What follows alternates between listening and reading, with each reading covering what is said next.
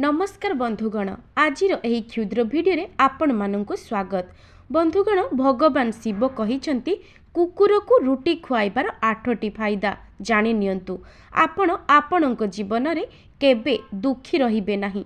सेही 8 गोटी फायदा जानिबा पूर्वरु चैनल रे नुआ थिले चैनल टी को सब्सक्राइब निश्चय करि दियंतु एवं कमेंट बॉक्स रे हर हर महादेव अवश्य लिखि दियंतु। बंधुगण भगवान शिव कहिसंती कुकुर को गोटिए टुकुड़ा रुटी खुआइबा द्वारा केउं फल मिली थाए गोटिए समयर कथा अटे। भगवान शिव कैलाश पर्वत उपरे बसिथिले। तेबे माता पार्वती भगवान शंकर को पचारती, स्वामी मो मनरे गोटिए प्रश्न उंकी मारुछि। भगवान शिव कहिसंती, हे महादेवी आपण निसंकोच होई प्रश्न पचारंतु। माता पार्वती कहिले, स्वामी मु एहा जानिबाकु चाहूछि जे कुकुर को खंडे रुटी खुआइबा द्वारा मनुष्य को केउ प्रकारर फल मिली थाए। तेबे भगवान शिव कुहंती, हे देवी पार्वती कुकुर को गोटिए खंड रुटी खुआइबा द्वारा 8 गोटी फायदा हुए तथा जेउ मनुष्य एही फायदा विषय रे जानिबो ताहार सबु पाप नष्ट होई जीवो, ता जीवन धन्य होई जीवो एवं ता जीवन रे कौनसी प्रकारर दुख रहिबो नाही।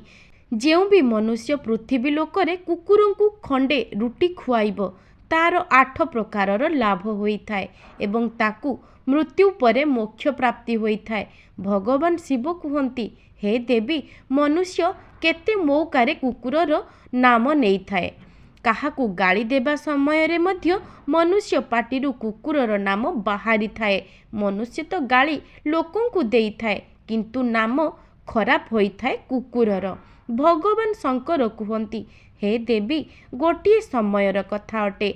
गोटिए कला रंगर कुकुर थिला। से कुकुरटी अत्यंत भोकिला और शोषिला थिला।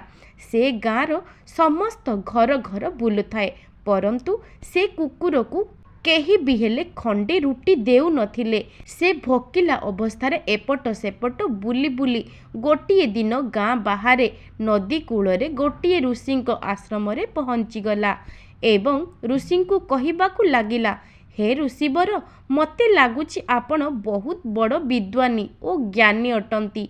सेथिपाई मु भोकिला और सुशीला होई आपणक पाखकू धाई आसीछि। आपण ही मते खंडे रुटी देई दियंतु जाहाकू खाई मु मो निज भोक को शांत करि पारिबी। ऋषिवर कहिले, हे स्वान कौन गाँव रे तुमको केही खंडे रुटी देई नाहंती जाहाकू खाई तुमे निजर भोक मेंटाई पारि थांत। कुकुर कुहे, हे ऋषिवर मु आपणकू कौन कहिबी, आपण मो कथा को विश्वास करिबे नाही। तापरे ऋषिवर कहिले, हे स्वान तुमे कुह मु निश्चय तुम कथा को विश्वास करिबी। तुमे मते निरीह परि देखा जाउछ। कुकुरटी कहिला, ठीक अछि मुनिवर मु कहूची। हे मुनिवर दुनियार लोक आमको घृणा करती। आमर ना घर अच्छी ना आश्रय अच्छी, रोजगार करिबा जणा नाही, वस्त्र पिंधिबार ज्ञान नाही आम पाखरे। सेथिपाई खरा वर्षा और शीत समय रे मध्य आमे इयाडे सियाडे घुरी बुलु थाउ। आमको लेखिबा पढ़िबा मध्य आसे नाही। हे मुनिवर आपणक परि आमको अनुशासन जणा नाही कि आमको आपणक परि कहिबा मध्य जणा नाही। एहा आमर दुर्भाग्य, परंतु आमको आपणक परि भोक मध्य लागुछि और क्षत हेले आपणक परि पीड़ा मध्य अनुभव हुए। आमको आपणक परि कांद मध्य आसी थाए। बास एही 3टी काम को आमे आपणकर बर्बाद करि देई थाउ। सेथिपाई आपण आम उपरे दया देखांतु। आपण आमको आउ कष्ट दियंतु नाही। भगवान तो आमको कष्ट देई छाड़िछंती, सेथिरे लोक माने मध्य आमको हैरान करंती। आमे आपणक परि मनुष्य नुहे, आमे पराधीन जीव। जेबे आमर जन्म हेला सेही समय रे आमर आखि कान बंद थिला। जेमिति आपणक जन्म समय रे गीत नाच होइथिला ठीक सेही परि आम जन्म रे मध्य केही खुशी होइथिला। आमर जन्म समय रे आमे बिछଣା उपरे थिलु, ताहा तुलार निर्मित थिला। थंडा आद्यौ होउ नथिला। मु मने मने भाबुथिली କେଉଁ ବଡ଼ ଘରେ ମୋର ଜନ୍ମ ହୋଇଛି। ଯେତେବେଳେ ମୋର ଆଖି ଖୋଲିଲା ମୁଁ ଜାଣିଲି ଆମର ମା, ଯାହାକୁ ଆପଣମାନେ କୁକୁରଣୀ ବୋଲି କହନ୍ତି, ସେ ତାର 5 ଜଣ ଛୁଆଙ୍କୁ ଛାତିରେ ଜାବୁଡ଼ି ଧରି ରଖିଥାଏ। ଆମେ 5 ଭାଇ ଥିଲୁ। ବାକି 4 ଭାଇ ଲାଲ ଏବଂ କସରା ରଙ୍ଗର ଅଟନ୍ତି। ମୁଁ ଏକାକୀ କଳା ରଙ୍ଗର ଥିଲି। ସବୁଠାରୁ ଛୋଟ ଥିଲି, ସେଥିପାଇଁ ମୁଁ ଦୁର୍ବଳ ଅଟେ। ଆମ ମା ଆମ ପାଖକୁ ବହୁତ କମ୍ ଆସନ୍ତି, କାରଣ ତାଙ୍କୁ ମଧ୍ୟ ନିଜ ଭୋଜନର ବ୍ୟବସ୍ଥା କରିବାକୁ ପଡ଼ିଥାଏ। ଯଦି ସେ କିଛି ଖାଇବ ନାହିଁ, ତେବେ ଆମକୁ କେଉଁଠି କ୍ଷୀର ପିଆଇବ? ସେ ମା ଉପରେ ଆମେ 5 ଜଣ ନିର୍ଭର କରୁ। ସେ ବିଚାରୀ ଖାଦ୍ୟ ପାଇଁ ଇଆଡ଼େ ସିଆଡ଼େ ଘୂରି ବୁଲେ। କେତେବେଳେ ଖାଇବାକୁ ଖାଦ୍ୟ ମିଳେ ତ କେତେବେଳେ ଖାଦ୍ୟ ମିଳେ ନାହିଁ, କିନ୍ତୁ ସେ ଆମ 5 ଭାଇଙ୍କର ବହୁତ ଖ୍ୟାଲ ରଖେ। ଯାହା ହେଲେ ମଧ୍ୟ ସେ ଆମର ମା ଥିଲା। ସେ ଦିନ ରାତି ଜାଗ୍ରତ ହୋଇ ଗାଁକୁ ଜଗୁଥାଏ। ସେ ଅନ୍ୟ ଗାଁର ଲୋକଙ୍କୁ ଆମ ଗାଁକୁ ଆସିବାକୁ ଦିଏ ନାହିଁ କି ଅନ୍ୟ ଗାଁର କୁକୁରକୁ ଆମ ଗାଁକୁ ପ୍ରବେଶ କରିବାକୁ ଦିଏ ନାହିଁ। ଯଦି ଫସଲ ଖାଇବା ପାଇଁ କୌଣସି ଜନ୍ତୁ ଆସନ୍ତି, ତେବେ ଆମର ମା ତାଙ୍କୁ ଡରାଇ ଘଉଡ଼ାଇ ଦିଏ। ଗାଁ ଲୋକଙ୍କ ପାଇଁ ଏତେ ସବୁ କରିବା ପରେ ମଧ୍ୟ କେହି ବି ଆମ ମାକୁ ଭୋଜନ ଦିଅନ୍ତି ନାହିଁ। ଭୋଜନ ପାଇଁ ଆମ ମାକୁ ବାଧ୍ୟ ହୋଇ ଅନ୍ୟଠୁ ଛଡ଼େଇ ଭିଡ଼ି ନେବାକୁ ପଡ଼େ। କେତେଥର ଲୋକେ ତାକୁ ଠେଙ୍ଗାରେ ବାଡ଼େଇ ଘଉଡ଼ାଇ ଦିଅନ୍ତି। ସେହିଦିନ ବିଚାରୀ ଭୋକ ଉପାସରେ ରହି ପେଟର ନିଆଁରେ ଜଳୁଥାଏ। କୁକୁର କହେ, ହେ ମୁନିବର, ଆମକୁ ମଧ୍ୟ ଆପଣଙ୍କ ପରି ଭୋକ ଲାଗେ। ତାକୁ ମଧ୍ୟ ଆମ 5 ଜଣ ପିଲାଙ୍କ ଚିନ୍ତା ଲାଗିଥାଏ। ଯେହେତୁ ସେ ଆମର ମା ଥିଲା, ଯେତେବେଳେ ଭୋକରେ ସେ ଆଉଟୁ ପାଉଟୁ ହେଉଥାଏ, ସେତେବେଳେ ଗାଁ ଲୋକ ତାକୁ ଭୋକରେ ଦେଖି ମଧ୍ୟ ତାଙ୍କ ହୃଦୟ ତରଳୁ ନଥିଲା, ତ ବାଧ୍ୟ ହୋଇ ସେ ଲୋକଙ୍କ ଘରକୁ ଚୋରି କରିବା ପାଇଁ ପଡ଼ୁଥିଲା ଏବଂ ଖାଦ୍ୟ ସାମଗ୍ରୀ ମିଳିଲେ ତାକୁ ଖାଇ ନିଜ ପେଟର ନିଆଁକୁ ସନ୍ତୁଳିତ କରୁଥିଲା। କେତେ ନିର୍ଦ୍ଦୟୀ ଲୋକ ଆମ ମାକୁ କବାଟ ବନ୍ଦ କରି ବାଡ଼େଇ ଖରାପ ଅବସ୍ଥା କରିଦିଅନ୍ତି। ପୁଣି ସେହି କୁକୁର ଋଷିବରଙ୍କୁ କହେ, ହେ ଋଷିବର, ଆମ ମା କାହାର କ'ଣ ଅସୁବିଧା କରୁଥିଲା? କେବଳ ନିଜ ପେଟ ପାଇଁ ଭୋଜନ ଚୋରି କରୁଥିଲା। ଚୋରି କରିବା ପାଇଁ ଆମକୁ କୌଣସି ମଜା ଲାଗେ ନାହିଁ, କିନ୍ତୁ ଏହି ପାପୀ ପେଟ ଆମକୁ ଏପରି କରିବାକୁ ବାଧ୍ୟ କରିଦିଏ। ଗୋଟିଏ ଦିନର କଥା, ଜୋରରେ ବର୍ଷା ହେଉଥିଲା। କୁଆପଥର ପଡ଼ୁଥିଲା। ଥଣ୍ଡା ପବନ ବହୁଥିଲା। ସେହି ଥଣ୍ଡାରେ ଥରି ଥରି ମୋର 3 ଭାଇ ମରିଗଲେ। ସେହିଦିନ ମା ବହୁତ କାନ୍ଦୁଥିଲା, କିନ୍ତୁ ମନୁଷ୍ୟ ଆମର ପୀଡ଼ାକୁ ବୁଝିପାରୁନଥିଲା। କୁକୁର କହିଲା, ହେ ମୁନିବର, ଆମେ କେବଳ 2 ଭାଇ ରହିଲୁ। ଆମ ମା ଆମର ଭଲରେ ଦେଖାଶୁଣା କରିବାକୁ ଲାଗିଲା। ଗୋଟିଏ ଦିନ ଆମ ଗାଁର ଠାକୁର ସାହେବଙ୍କ ଘରେ ମହୋତ୍ସବ ହେଉଥିଲା।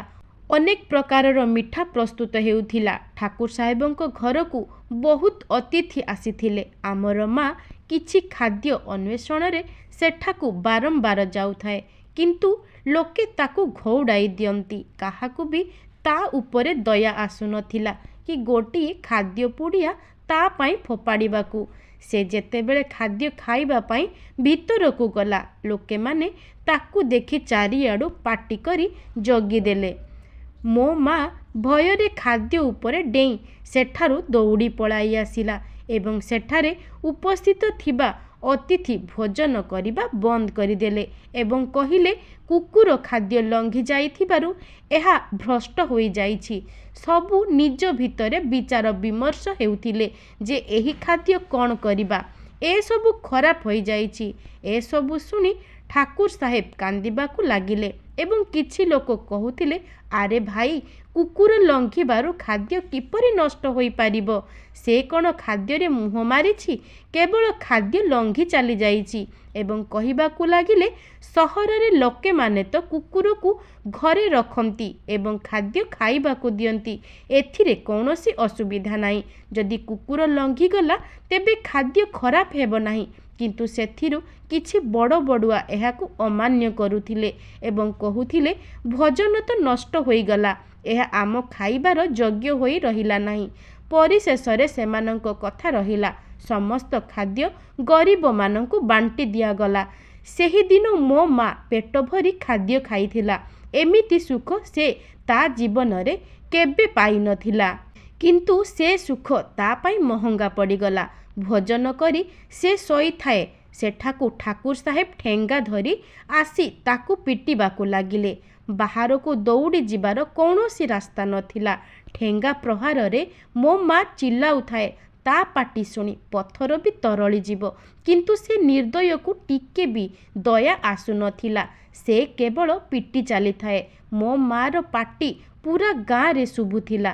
ସେଥିରୁ କିଛି ଲୋକ ଆସି କୁହନ୍ତି, ଠାକୁର ସାହେବ, ଏ କୁକୁରକୁ ଯିବାକୁ ଦିଅନ୍ତୁ। ଭୋକରେ ତ ମନୁଷ୍ୟର ବୁଦ୍ଧି ମଧ୍ୟ ଭ୍ରଷ୍ଟ ହୋଇଯାଏ। ଏ ତ ସାମାନ୍ୟ ପଶୁଟିଏ, ଏ କେଉଁଠୁ ଭଲ ମନ୍ଦର ଜ୍ଞାନ ଜାଣିବ? ତାକୁ ମାରି ଆପଣଙ୍କୁ କ'ଣ ଫାଇଦା ମିଳିବ? ଯାହା ହେବାର ଥିଲା ହେଇଗଲା। ଲୋକ କହିବାରୁ ସେ ମୋ ମା'କୁ ମାରିବା ବନ୍ଦ କରିଦେଲା। ମା ଆସି ସମସ୍ତ ଘଟଣା ଆମ ଦୁଇ ଭାଇଙ୍କ ଆଗରେ କହିଲା। ହେ ମୁନିବର, କେତେ କଷ୍ଟ ଆମ କୁକୁରଙ୍କ ଜୀବନ। ଖଣ୍ଡେ ରୁଟି ପାଇଁ ଚୋରଙ୍କ ପରି ମାଡ଼ ଖାଉଛୁ। ଏହି ଲୋକ ବେକାର ଅଟନ୍ତି, ଯିଏ ଆମମାନଙ୍କର ପୀଡ଼ାକୁ ବୁଝନ୍ତି ନାହିଁ। ଗୋଟିଏ ଦିନର କଥା, ଗାଁ ବାହାରେ ଗୋଟିଏ ବ୍ରାହ୍ମଣ ଆସି ଠିଆ ହୋଇଥିଲେ। ସେ ନିଜର ଭୋଜନ ପାଇଁ ଗୋଟିଏ ସ୍ଥାନରେ ଚୁଲା ତିଆରି କରୁଥିଲା ଏବଂ ତା ଉପରେ ଡାଲି କରିବା ପାଇଁ ରଖିଦେଲା। ତାପରେ ଅଟା ଚକଟି ରଖିଦେଲା। ସେ ପାଖରେ ଥିବା କୂଅକୁ ପାଣି ଆଣିବା ପାଇଁ ଚାଲିଗଲା। ମୋ ମା ସେଠାରେ ପହଞ୍ଚିଗଲା ଏବଂ ଭାବିଲା ସେ ଅଟା ଚକଟାର କେହି ମାଲିକ ନାହାନ୍ତି ବୋଧହୁଏ। ଏହା ଭାବି ସେ ସେହି ଅଟାକୁ ଖାଇବାକୁ ଲାଗିଲା। କୂଅ ପାଖରେ ଠିଆ ହୋଇ ବ୍ରାହ୍ମଣ ଏସବୁ ଦେଖି ବିଚରା ଦୁଃଖୀ ହୋଇ କାନ୍ଦିବାକୁ ଲାଗିଲା। କାହିଁକି ନା ସେ ମଧ୍ୟ 2 ଦିନ ହେଲା ଭୋକିଲା ଓ ଶୋଷିଲା ଥିଲା। କିଛି ଲୋକ ଆସି ସେହି ବ୍ରାହ୍ମଣଙ୍କୁ କହିଲେ, ହେ ବ୍ରାହ୍ମଣ ଦେବତା, ଏହି କୁକୁର ଆପଣଙ୍କ ଅଟାକୁ ନଷ୍ଟ କରିଦେଇଛି। ଏହି କୁକୁର କିଛି ଦିନ ତଳେ ଠାକୁର ସାହେବଙ୍କ ଖାଦ୍ୟକୁ ମଧ୍ୟ ନଷ୍ଟ କରିଦେଇଥିଲା। ବ୍ରାହ୍ମଣ ଏସବୁ ଦେଖି ଗୋଟିଏ ଠେଙ୍ଗା ଆଣି ସେହି କୁକୁରକୁ ମାରିବା ପାଇଁ ଲାଗିଲା। ମା ତ ସେହି ଅଟାକୁ ଠିକ୍ରେ ଖାଇ ବି ନଥିଲା, କିନ୍ତୁ ତାଠାରୁ ଅଧିକ ମାଡ଼ ଖାଉଥିଲା। ମୋ ମା କେତେ ଦିନ ଯାଏ ଦୁର୍ବଳ ଆହତ ହୋଇ ବୁଲୁଥାଏ। ହେ ମୁନିବର, ଆମର କମି ଏହା, ଆମେ ସ୍ୱାର୍ଥପର ଲୋକଙ୍କ ଅଧୀନ ହୋଇ ରହିଥାଉ। ଯିଏ ଆମକୁ କଷ୍ଟ ଦେଇଥାଏ, ଯିଏ ଆମକୁ ଭଲ ପାଇବାର ସହିତ ଖୁଆଇଥାଏ, ଆମେ ତାର କେତେ କାମରେ ଆସିଥାଉ ତାକୁ ଜଣା ନାହିଁ। ତା ଘର ଜଗୁଥାଉ। ତା ସହିତ ବହୁତ ସାରା ଲାଭ ମଧ୍ୟ ହୋଇଥାଏ, ଯାହା ମନୁଷ୍ୟ ଜାଣିନଥାଏ। ଭଗବାନ ଶଙ୍କର କୁହନ୍ତି, ହେ ଦେବୀ ପାର୍ବତୀ, ଯଦି ମନୁଷ୍ୟ କୁକୁରକୁ ଖଣ୍ଡେ ରୁଟି ଖୁଆଇବାରେ ଫାଇଦା ଜାଣିଯାଏ, ତେବେ ଜୀବନରେ ହେବାକୁ ଯାଉଥିବା କ୍ଷତିରୁ ବଞ୍ଚିଯିବ। ଆଜି ମୁଁ ଆପଣଙ୍କୁ କହିବି କୁକୁରକୁ ରୁଟି ଖୁଆଇବାର 8ଟି ଫାଇଦା, ଯାହା ମନୁଷ୍ୟକୁ ଜଣା ନାହିଁ। କି ଯେବେ ଘରେ ରୁଟି ତିଆରି ହୋଇଥାଏ, ତେବେ ପ୍ରଥମ ରୁଟି ଗାଈମାତା ପାଇଁ ଓ ଶେଷ ରୁଟି କୁକୁର ପାଇଁ ରଖିବା ଉଚିତ। ଏପରି ବିଧାନ ରହିଛି। ପରନ୍ତୁ ଏପରି ବିଧାନକୁ ଭୁଲିଯାଇ ମନୁଷ୍ୟ ଆଗ ଓ ଶେଷ ରୁଟିଟିକୁ ସ୍ୱୟଂ ଖାଇଯାଏ। ଏହାର ଦୁଷ୍ଟ ଭାବ ତା ଜୀବନରେ ପଡ଼ିଥାଏ। କୁକୁରକୁ ରୁଟି ଖୁଆଇବା ଦ୍ୱାରା ମନୁଷ୍ୟ ଉପରେ ପଡ଼ୁଥିବା ଗ୍ରହ ଦୋଷ ଦୂର ହୋଇଯାଇଥାଏ। ଭଗବାନ ଶିବ କୁହନ୍ତି, ହେ ଦେବୀ ପାର୍ବତୀ, କୁକୁରକୁ ରୁଟି ଖୁଆଇବାର ପ୍ରଥମ ଫାଇଦା ହେଉଛି ଶନିଙ୍କ ନକାରାତ୍ମକ ପ୍ରଭାବ କମ୍ ହୋଇଯାଇଥାଏ। ଶନି ଗ୍ରହ ଯେବେ ନିଜର କୁଦୃଷ୍ଟି ପକାଇଥାଏ, ତେବେ ପ୍ରତ୍ୟେକ ମନୁଷ୍ୟ ବର୍ବାଦ ହୋଇଯାଇଥାଏ। ଯେଉଁ ବ୍ୟକ୍ତି ଉପରେ ଶନିଙ୍କ ମହାଦଶା ଆରମ୍ଭ ହୋଇଯାଇଥାଏ, ତେବେ ହେବାକୁ ଥିବା କାମ ଆପେ ଆପେ ବିଗିଡ଼ି ଯାଇଥାଏ ଏବଂ ସେହି ମନୁଷ୍ୟ ଆର୍ଥିକ ପରିସ୍ଥିତିରେ ସାମ୍ନା କରେ। ସେହି ପରିସ୍ଥିତିରେ ଯଦି ସେହି ବ୍ୟକ୍ତି କୁକୁରକୁ ରୁଟି ଖୁଆଏ, ତେବେ ଶନିଙ୍କର ଦୁଷ୍ପ୍ରଭାବ ବହୁତ କମ୍ ହୋଇଯାଇଥାଏ। କୁକୁରକୁ ରୁଟି ଖୁଆଇବାର ଦ୍ୱିତୀୟ ଫାଇଦା, ଭାଗ୍ୟ ଆପଣଙ୍କ ସପକ୍ଷରେ ହୋଇଯାଇଥାଏ। ଆପଣଙ୍କ ଘର ଭିତରେ ନକାରାତ୍ମକ ଶକ୍ତି କମ୍ ହୋଇଯାଇଥାଏ। କୁକୁରକୁ ରୁଟି ଖୁଆଇବାର ତୃତୀୟ ଫାଇଦା, ଏହାଦ୍ୱାରା ମା ଲକ୍ଷ୍ମୀ ପ୍ରସନ୍ନ ହୋଇଥାନ୍ତି ଓ ଘରେ ଧନ ଦୌଲତର କମି ହୋଇନଥାଏ। କୁକୁରକୁ ରୁଟି ଖୁଆଇବାର ଚତୁର୍ଥ ଫାଇଦା, ଏହାଦ୍ୱାରା ଆପଣଙ୍କ ଉପରେ କରଜ ରହିନଥାଏ। କୁକୁରକୁ ରୁଟି ଖୁଆଇବାର ପଞ୍ଚମ ଫାଇଦା, ଏହାଦ୍ୱାରା ଆପଣଙ୍କ ବ୍ୟାପାର ଭଲରେ ଚାଲିଥାଏ। କୁକୁରକୁ ରୁଟି ଖୁଆଇବାର ଷଷ୍ଠ ଫାଇଦା, ଏହାଦ୍ୱାରା ଆପଣଙ୍କ ଆୟୁ ବୃଦ୍ଧି ହୋଇଥାଏ। କୁକୁରକୁ ରୁଟି ଖୁଆଇବାର ସପ୍ତମ ଫାଇଦା, ଏହାଦ୍ୱାରା ଆପଣଙ୍କର ସ୍ୱାସ୍ଥ୍ୟ ଭଲ ରହିଥାଏ। ମାନସିକ ଅବସ୍ଥା ମଜବୁତ ରହିଥାଏ। ଆପଣଙ୍କ ମନ ସର୍ବଦା ଉର୍ଜାବାନ ରହିଥାଏ। ଭଲ ବିଚାର ଆପଣଙ୍କ ମନରେ ଆସିଥାଏ। କୁକୁରକୁ ରୁଟି ଖୁଆଇବାର ଅଷ୍ଟମ ଫାଇଦା, ଏହାଦ୍ୱାରା ଭଗବାନ ପ୍ରସନ୍ନ ହୋଇଥାନ୍ତି। କାରଣ ଭଗବାନ ସମସ୍ତ ଜୀବଙ୍କର ଚିନ୍ତା କରିଥାନ୍ତି, ସମସ୍ତ ଜୀବଙ୍କ ଉପରେ ଦୟା କରିଥାନ୍ତି। ଭଗବାନଙ୍କ କୃପା ଆପଣଙ୍କ ପରିବାର ଉପରେ ରହିଥାଏ। ବଡ଼ ଲୋକମାନେ କହିଛନ୍ତି, କୁକୁରକୁ କନ୍ଦେଇବା ଦ୍ୱାରା ଅଶୁଭ ହୋଇଥାଏ, କୌଣସି ସଙ୍କଟ ଆସିଥାଏ, କାହାର ମୃତ୍ୟୁ ହୋଇଥାଏ। ତେଣୁ କୁକୁରକୁ କେବେ ବି କନ୍ଦେଇବା ଉଚିତ ନୁହେଁ। ଏହି ପ୍ରକାରର ଭଗବାନ ଶଙ୍କର ମାତା ପାର୍ବତୀଙ୍କୁ କୁକୁରକୁ ରୁଟି ଖୁଆଇବାର ଲାଭ ବିଷୟରେ ବିସ୍ତୃତ ଭାବରେ ବର୍ଣ୍ଣନା କଲେ। ଯେଉଁ ମନୁଷ୍ୟ କୁକୁରକୁ ଖଣ୍ଡେ ରୁଟି ଖୁଆଇଥାଏ, ତାକୁ ଏହି 8 ପ୍ରକାରର ଫାଇଦା ପ୍ରାପ୍ତି ହୋଇଥାଏ। ତେବେ ବନ୍ଧୁଗଣ, ଭିଡ଼ିଓଟିକୁ ଏହିଠାରେ ଶେଷ କରୁଛି। ଯଦି ଆପଣମାନଙ୍କୁ ଏହି ଭିଡ଼ିଓଟି ଭଲ ଲାଗିଛି, ତେବେ ଦୟାକରି ମୋ ଚ୍ୟାନେଲକୁ ସବସ୍କ୍ରାଇବ୍ କରି ଭିଡ଼ିଓଟିକୁ ଗୋଟିଏ ଲାଇକ୍ ନିହାତି କରନ୍ତୁ। ଆଜି ପାଇଁ ରହୁଛି, ନମସ୍କାର।